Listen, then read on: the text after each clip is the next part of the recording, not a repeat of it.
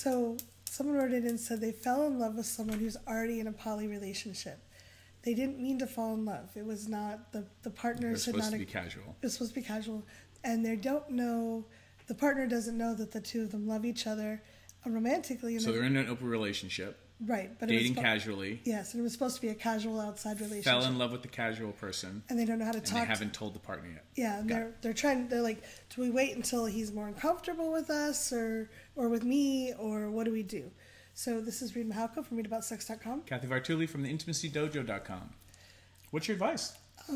I look at it from the point of view, if I was that person and I found out it'd been going on for a long time, and I wasn't told, I'd be a lot more hurt than if someone talked to me right away. So this is really interesting because this kind of, it's not the same question. And thank you everyone who writes in. It's not, the question can be different, but there's this interesting, the dynamic of how long should we wait if we're waiting because we want the other person to feel comfortable. Yeah. Like we're going to delay the information because we want the other person to get used to the situation and hopefully like the situation, right? Like that's the hope is like, oh, if we wait a little while, it won't occur as too hard, too fast. Right. And then the person will be able to handle the information or the truth differently than if we just sprung it on them immediately. No, there's a good point. And I think like if you're waiting a month so we can have a couple dinners and I get to know you, that like if I'm putting myself in that position, I'd be like, maybe that's okay. If it's been 6 months, I'm gonna be pissed. Like this is like the inauthenticity. That would be me. But so again, so it's going to be different for everybody. Yeah. Baseline concept or idea.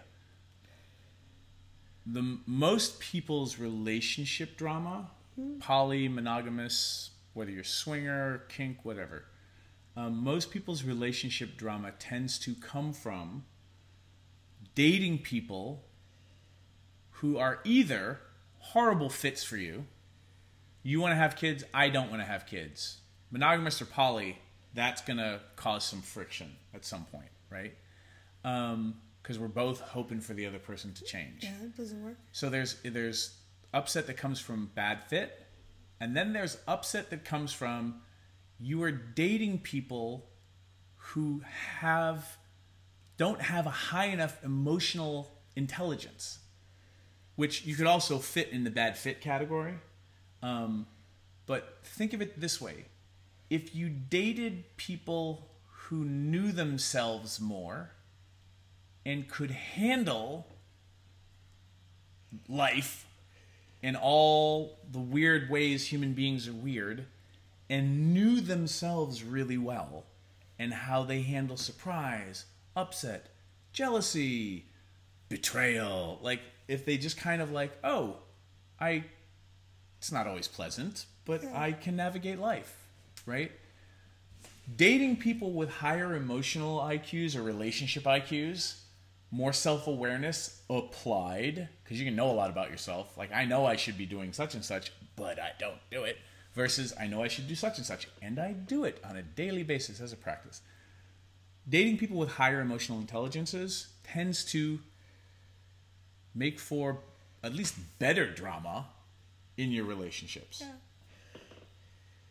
So here, the question is, can you have a conversation with said partner about how long they would wait?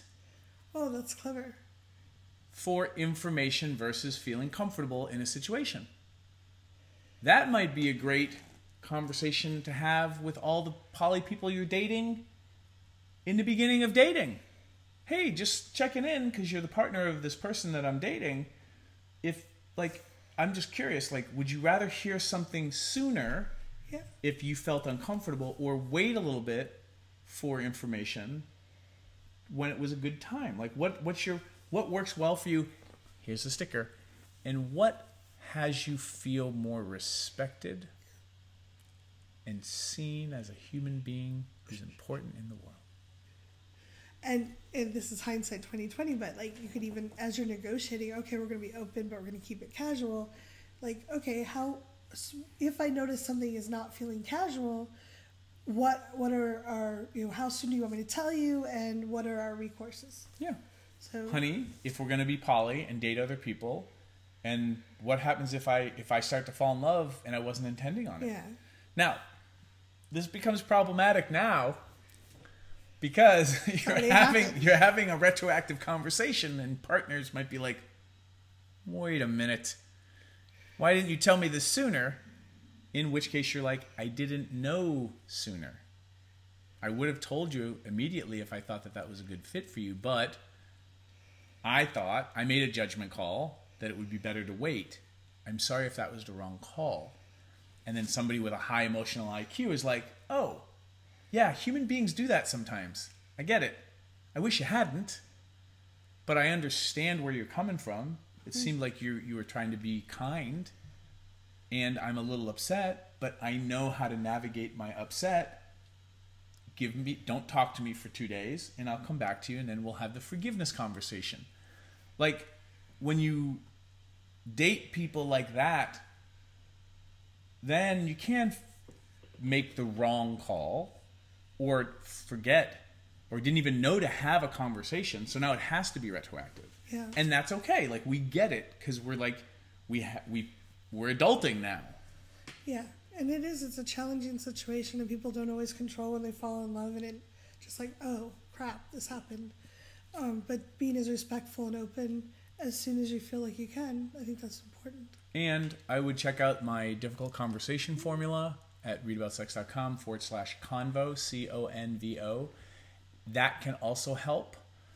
The last thing I'll end on is my experience is that telling somebody sooner is almost better than later. Yep. And when you start realizing, oh shit, should I have done it by now? That's how you know. There are exceptions to this rule. An example being they just had somebody close to them pass away. Maybe don't tell them at the funeral. Like, but again, like, you kind of can't wait forever. Yeah. So have a conversation at some point about how do we handle when there's information and it doesn't seem like a good time to have a conversation. And this may not be a fit for everybody, but I think there's a tendency to like, we're in love and we're going to go tell the person together. It's really between you and your original partner. Probably best to leave the other person out. For now. Just let your partner have their responses with you and deal with that rather than having to deal with negotiating with another person there. So we hope this helps. And also be aware of new relationship energy. Yeah. You can Google that and learn what that's about. Yeah, we have a video on it actually. Comments. Leave some comments. Thanks Good luck. for asking. Thanks for watching. If you'd like to subscribe to my social media, it's right there. And please subscribe to this channel there. If you'd like to see more goofy Reid and Cathy, there's more videos there. See them. Why are they there?